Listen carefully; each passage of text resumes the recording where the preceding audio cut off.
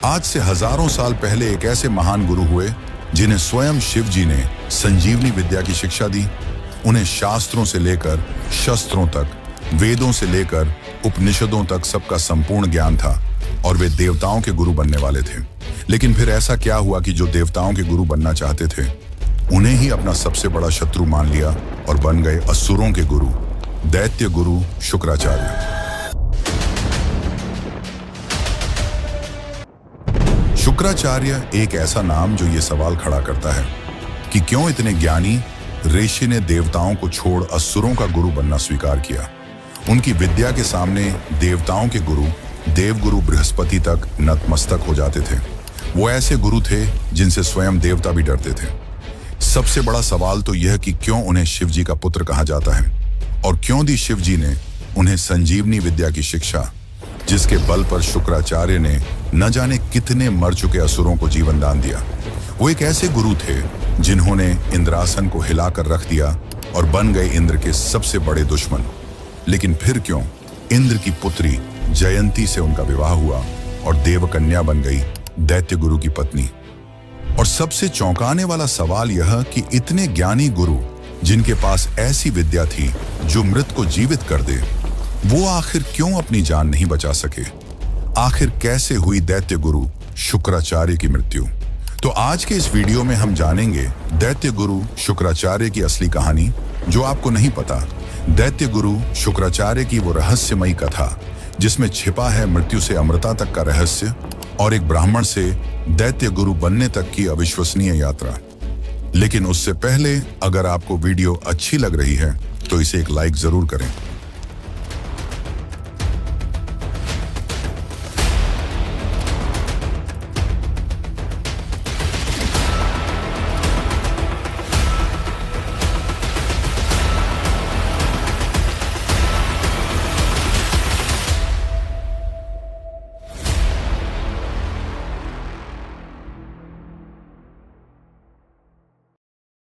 सृष्टि के आरंभ से संतुलन बनाए रखने के लिए ब्रह्मा जी ने दो प्रजातियों की रचना की, देव और असुर।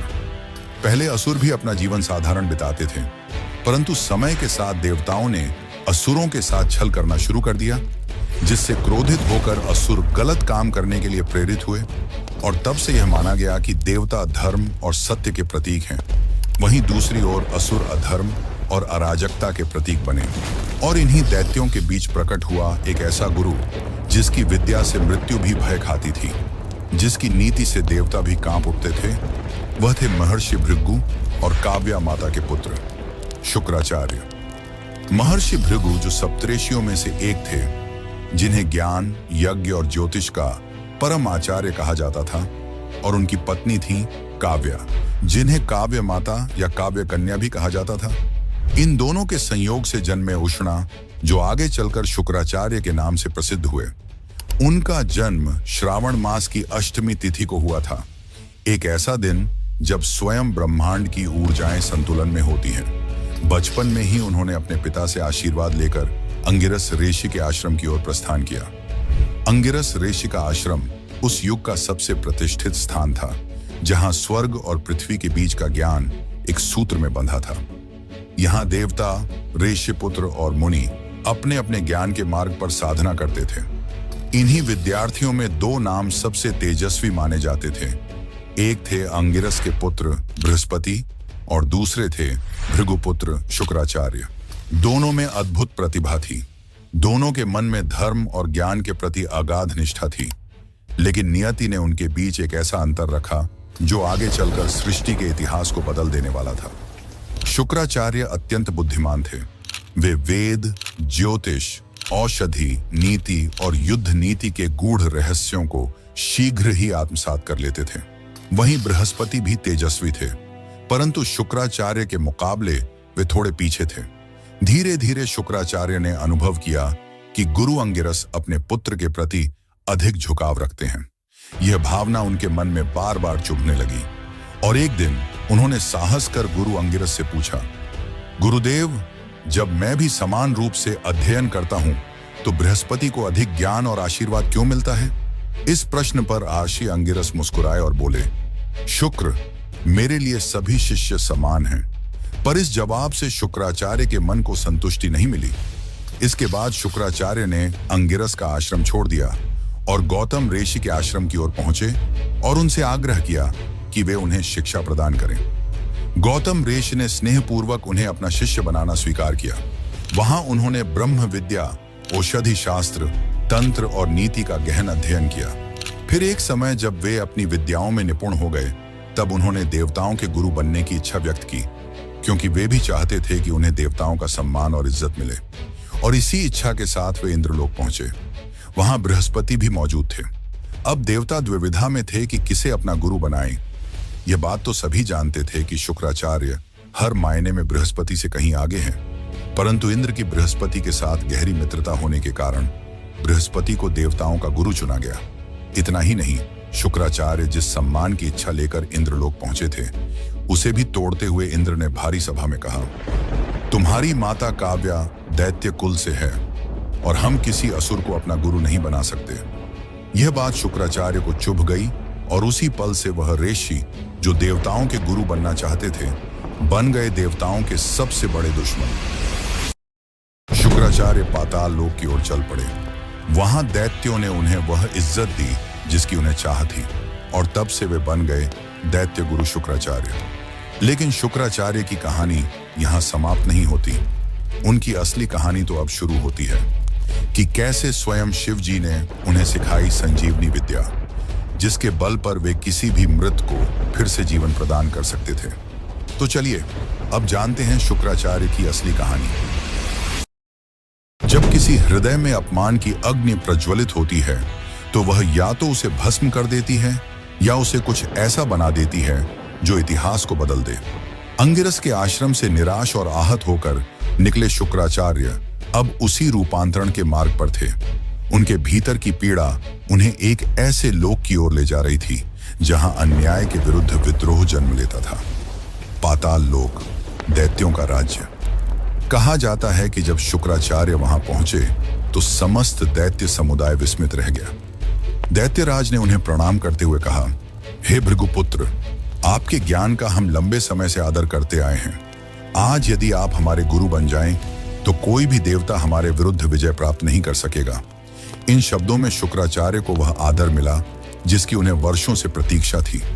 वे मुस्कुराए, किंतु वह मुस्कान करुणा और प्रतिशोध के मिश्रण से भरी थी। उन्होंने कहा, देवताओं ने मेरे ज्ञान का अपमान किया है, अब वही ज्ञान उनके अभिमान को तोड़ेगा। यहीं से उन्होंने अपनी प्रतिज्ञा ली, मैं उन सबकी सहायता करूंगा जिन्हें देवताओं ने अन्यायपूर्वक दबाया है। मैं धर्म के नाम पर चल रही सत्ता को चुनौती दूंगा। और उसी क्षण से उनका नाम बन गया दैत्य गुरु शुक्राचार्य। शुक्राचार्य के मार्गदर्शन में दैत्य राज बलि, हिरण्यकशिपु, प्रहलाद और अनेक योद्धा ऐसे बने जिन्होंने देवताओं तक को चिंतित कर दिया। उन्होंने असुरों को हर विद्या सिखाई, अस्त्र शस्त्र का ज्ञान दिया, जिससे असुर देवताओं से कहीं अधिक शक्तिशाली होने लगे। लेकिन फिर भी जब भी देवता और असुरों के बीच कोई युद्ध होता, देवता ही जीतते, क्योंकि उनके पास था वह अमृत जो समुद्र मंथन से निकला था, और विष्णु ने चाल से वह अमृत केवल देवताओं में बांट दिया, जिसके कारण वे मारे जाने के बाद भी फिर से जीवित हो जाते। यह देखकर असुर भयभीत होने लगे और इसी क्षण शुक्राचार्य ने वह विद्या सीखने की ठानी जिससे मृत भी पुनः जीवित हो जाए, और उस विद्या का नाम था संजीवनी विद्या, जो उन्हें केवल शिव ही सिखा सकते थे। और इसी ने उन्हें प्रेरित किया एक ऐसी असाधारण तपस्या के लिए जिसने इंद्रलोक तक को प्रभावित कर दिया। कहा जाता है कि शुक्राचार्य एक विशाल वृक्ष की शाखा से उल्टा लटक कर नीचे प्रज्वलित हवन कुंड के धुएं को श्वास के रूप में ग्रहण करते हुए 1000 वर्षों तक तपस्या में लीन रहे। उनके तप का तेज इतना प्रबल हुआ कि उसकी आभा देवलोक तक पहुंच गई। स्वर्ग में बैठे इंद्र को जब यह बात पता चली कि दैत्य गुरु संजीवनी विद्या प्राप्त करने की साधना कर रहे हैं, तो वे भयभीत हो उठे। उन्होंने सोचा, यदि शुक्राचार्य यह विद्या प्राप्त कर लेंगे तो देवताओं की सत्ता समाप्त हो जाएगी। भय के कारण इंद्र ने अपनी पूरी शक्ति लगा दी इस तपस्या को भंग करने में। पहले उन्होंने मृदु हवाएं भेजी, फिर प्रचंड तूफान और अंत में अपनी अप्सराओं को, परंतु शुक्राचार्य का ध्यान अटूट था। उन्होंने अपनी आंखें तक नहीं खोली, जिससे इंद्र की चिंता बढ़ गई। अंततः इंद्र ने स्वयं अपनी पुत्री जयंती को आदेश दिया कि जाओ, किसी भी उपाय से उसकी तपस्या भंग करो। यदि वह सफल हो गया तो हम सबका अंत निश्चित है। जयंती सौंदर्य और बुद्धि दोनों में अद्वितीय थी। वह धरती पर उतरी और उस तपस्वी के सामने आकर खड़ी हुई। उसने अपने सारे आकर्षणों का प्रयोग किया, पर शुक्राचार्य की एकाग्रता अडिग रही, जिसके बाद जयंती ने शुक्राचार्य के नीचे जल रही अग्नि पर विषैले पदार्थों को मिला दिया, और जैसे ही उसका धुआं शुक्राचार्य के शरीर में गया, उनके शरीर के विभिन्न अंगों से खून की नदियां बहने लगी। परंतु उन्होंने अपनी तपस्या नहीं रोकी।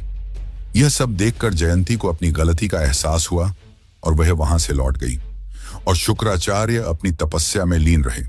अंततः हजारों वर्षों की कठिन तपस्या के बाद शिवजी उनकी साधना से प्रसन्न होकर उनके सामने प्रकट हुए और कहा, हे भृगुपुत्र, मैं तुम्हारी तपस्या से प्रसन्न हूं, मांगो, क्या वर मांगते हो? तब शुक्राचार्य ने शिवजी से संजीवनी विद्या सिखाने की प्रार्थना की। शिवजी ने उन्हें संजीवनी विद्या सिखाई और साथ ही यह चेतावनी दी, हे शुक्राचार्य, इस विद्या का दुरुपयोग मत करना। शुक्राचार्य ने श्रद्धा से झुककर वचन दिया, प्रभु, मैं इस ज्ञान का उपयोग केवल भलाई के लिए करूंगा। इसके बाद शिव अंतर्ध्यान हो गए। फिर इसके बाद ऐसा क्या हुआ कि भगवान शिव ने स्वयं शुक्राचार्य को निगल लिया, और क्यों कहलाए शुक्राचार्य शिवजी के पुत्र? तो चलिए अब उस कथा को भी जान लेते हैं। लेकिन उससे पहले हम यह जान लेते हैं कि क्यों इंद्र की पुत्री जयंती ने इंद्र के सबसे बड़े दुश्मन शुक्राचार्य से विवाह किया। संजीवनी विद्या पाने के बाद शुक्राचार्य सिर्फ एक गुरु नहीं, बल्कि असुरों के लिए वरदान बन गए थे और देवों के लिए अभिशाप। और इसी बीच इंद्र की बेटी जयंती ने शुक्राचार्य के सामने विवाह का प्रस्ताव रखा। पर आखिर ऐसा क्यों? दरअसल जब शुक्राचार्य संजीवनी विद्या पाने के लिए तप कर रहे थे, तब इंद्र के आदेश पर जयंती ने उनकी तपस्या भंग करने की कोशिश की, पर वह असफल रही और उसे अपनी गलती का एहसास हुआ। उस महान संत के लिए उसके मन में श्रद्धा और विनम्रता दोनों जाग गई, और अपनी गलती का प्रायश्चित करने हेतु वह शुक्राचार्य के आश्रम जा पहुंची और उनसे कहा, गुरुदेव, मुझे अपने किए पर पछतावा है और मैं चाहती हूं कि यहीं आपके साथ रहकर आपकी सेवा करूं। इसी से मेरे मन को शांति मिलेगी। शुक्राचार्य ने शुरू में तो मना किया, पर बाद में वे इसके लिए मान गए। अब जयंती आश्रम में रहकर आश्रम के कार्य करती और धीरे धीरे उसे शुक्राचार्य से प्रेम हो गया। उसने शुक्राचार्य के सामने विवाह का प्रस्ताव रखा। शुक्राचार्य ने पहले कहा, तुम देवपुत्री हो और मैं देवों का सबसे बड़ा शत्रु, इस कारण यह मिलन अनुचित है। परंतु जयंती के प्रेम और जिद के सामने वे हार गए और दोनों का विवाह संपन्न हुआ। मित्रों, यह तो हुई उनके मिलन की कहानी। अब चलिए हम जानते हैं कि क्यों शिवजी ने शुक्राचार्य को निगल लिया था। उस समय धरती पर भयानक युद्ध चल रहा था। असुरों और देवताओं के बीच घमासान जंग छिड़ी हुई थी, और उस युद्ध के बीच बैठे थे दैत्य गुरु शुक्राचार्य, आंखें बंद और होठों पर संजीवनी मंत्र का जाप। वह युद्ध में मरे हुए हर असुर को पुनः जीवित कर देते थे। इधर असुर संजीवनी विद्या के बल पर पुनः जीवित हो रहे थे, और उधर देवता जो अमृत के बल पर मृत्यु को प्राप्त नहीं हो रहे थे। यह चक्र अनंत काल तक चलने लगा, जिससे धरती का संतुलन बिगड़ने लगा। समय के साथ देवता कमजोर पड़ने लगे। तब सभी देव मिलकर शिव जी के पास गए और उन्हें सारी बात बताई। अपनी सिखाई हुई संजीवनी विद्या का इस प्रकार दुरुपयोग देखकर शिव जी क्रोध से भर गए और शुक्राचार्य से कहा, भृगुपुत्र, तुमने वह किया जो किसी ऋषि को शोभा नहीं देता। मैंने तुम्हें यह ज्ञान धर्म की रक्षा के लिए दिया था, लेकिन तुमने इसे अधर्म के सहायक के रूप में प्रयोग किया। मृत्यु सृष्टि का संतुलन है और तुमने उसे चुनौती दी है। यह सुनकर शुक्राचार्य भय से कांप उठे और हाथ जोड़कर बोले, प्रभु, मेरा उद्देश्य केवल असुरों को न्याय दिलाना था। देवता भी तो अमृत के बल पर अमर हैं, फिर मैं अपने शिष्यों को क्यों ना अमर बनाऊं? शुक्राचार्य की यह बात सुनकर शिव का क्रोध और बढ़ गया और उन्होंने कहा, अमृता का अधिकार केवल धर्म को है, अहंकार को नहीं। और इतना कहते ही शिव जी ने अपना मुख खोला और शुक्राचार्य को निगल लिया। शुक्राचार्य शिव के पेट में अंधकार में डूब गए। वहां न कोई समय था, न दिशा, केवल मौन। शुक्राचार्य के अनगिनत प्रयासों के बाद भी वे शिव जी के उदर से बाहर नहीं आ पाए, लेकिन अंत में उन्हें एक मार्ग मिल ही गया। वे शिव के लिंग से शुक्राणु के रूप में बाहर आए। जैसे ही इस बात का पता शिव जी को चला, उनका क्रोध उमड़ पड़ा और वे शुक्राचार्य का पीछा करने लगे। तब शुक्राचार्य भागते हुए माता पार्वती के चरणों में जा गिरे और उनके जीवन की भीख मांगने लगे। तब माता पार्वती ने शिव जी को शांत किया और समझाते हुए कहा, यह आपके ही लिंग से शुक्राणु के रूप में बाहर आया है, इसलिए नियम से यह आपका पुत्र है। आपको इसे मृत्यु दंड नहीं देना चाहिए। यह सुनकर शिव जी शांत हुए और शुक्राचार्य को क्षमा कर दिया, और तभी से शुक्राचार्य शिवपुत्र कहलाए। माना जाता है कि शुक्राणु के रूप में बाहर आने की वजह से ही उनका नाम शुक्राचार्य पड़ा। लेकिन दोस्तों, शुक्राचार्य की कहानी यहां समाप्त नहीं होती। अब हम जानेंगे कि कैसे एक महान गुरु, जिन्हें संजीवनी विद्या का ज्ञान था, वे अपनी ही जान क्यों नहीं बचा पाए और क्यों हार गए अपनी संतान की जिद के सामने। तो चलिए अब इस आखिरी कथा को जानते हैं। लेकिन उससे पहले अगर आपको वीडियो अच्छी लग रही है तो वीडियो को लाइक करें और चैनल को सब्सक्राइब जरूर करें। दैत्य गुरु शुक्राचार्य की संजीवनी विद्या से सभी देव डरे हुए थे, और इसी कारण वे चाहते थे कि उनके पास भी संजीवनी विद्या का ज्ञान हो, जिसके कारण देवगुरु बृहस्पति ने अपने पुत्र कच्छ को यह आदेश दिया कि वह शुक्राचार्य के आश्रम जाकर उनसे शिक्षा प्राप्त करे और संजीवनी विद्या का ज्ञान ले। अपने पिता के आदेश का पालन करते हुए कच्छ शुक्राचार्य के आश्रम पहुंचा और उनसे उनका शिष्य बनने की इच्छा व्यक्त की। शुक्राचार्य ने बिना किसी सवाल के उसे अपना शिष्य बनाना स्वीकार किया और उसे शिक्षा देना शुरू किया। उसी समय शुक्राचार्य की पुत्री भी आश्रम में रहती थी, और वह धीरे धीरे कच्छ के तेजस्वी रूप पर मोहित होने लगी और उससे प्रेम करने लगी। पर इस बात से दैत्य बहुत नाराज थे। उन्हें यह बात पसंद नहीं था कि देवताओं का पुत्र हमारे गुरु से शिक्षा ले। उन्हें डर था कि यदि उसे संजीवनी विद्या का ज्ञान मिल गया तो वह असुरों पर भारी पड़ सकता है। इसी कारण असुरों ने मौका पाकर कच्छ को मार डाला। जैसे ही यह बात शुक्राचार्य की पुत्री देवयानी को पता चली, वह विलाप करने लगी। तब शुक्राचार्य ने संजीवनी मंत्र का उच्चारण कर कच्छ को फिर से जीवित कर दिया। लेकिन इस बात से नाराज असुरों ने कच्छ को फिर से मारने की कोशिश की, और उन्होंने ऐसा कई बार किया, पर हर बार शुक्राचार्य उसे पुनः जीवित कर देते। अंततः असुरों ने कच्छ को मारकर उसके शरीर को जला दिया और उसकी राख को शुक्राचार्य के पेय में मिलाकर उन्हें पिला दिया। इसके बाद देवयानी फिर से विलाप करने लगी। अब शुक्राचार्य धर्म संकट में थे। यदि वे पुत्री की बात मानकर कच्छ को जीवित करते हैं तो उन्हें स्वयं मृत्यु को स्वीकार करना होगा। अंततः एक संतान के मोह के सामने दुनिया का सबसे बड़ा गुरु हार गया, और उन्होंने कच्छ को जीवन दान दिया और स्वयं मृत्यु को प्राप्त हुए। उन्होंने अपने उदर में ही कच्छ को संजीवनी विद्या का ज्ञान दे दिया। ज्ञान प्राप्त कर कच्छ वापस स्वर्गलोक की ओर जाने लगे। तब देवयानी ने उनके सामने विवाह का प्रस्ताव रखा, पर कच्छ ने मना कर दिया और कहा, मैं तुम्हारे पिता के उदर से बाहर आया हूं, जिसके कारण मैं उनका पुत्र हूं और तुम उनकी पुत्री, तो कायदे से हम भाई बहन हुए, इसलिए यह विवाह धर्म के विरुद्ध होगा। यह सुनकर देवयानी क्रोध से भर गई और उसने कच्छ को श्राप दिया, जब भी तुम्हें इस विद्या की सबसे ज्यादा जरूरत होगी तुम इसे भूल जाओगे। और इस प्रकार एक महान गुरु की कथा का अंत होता है। पर क्या यह सच में अंत था?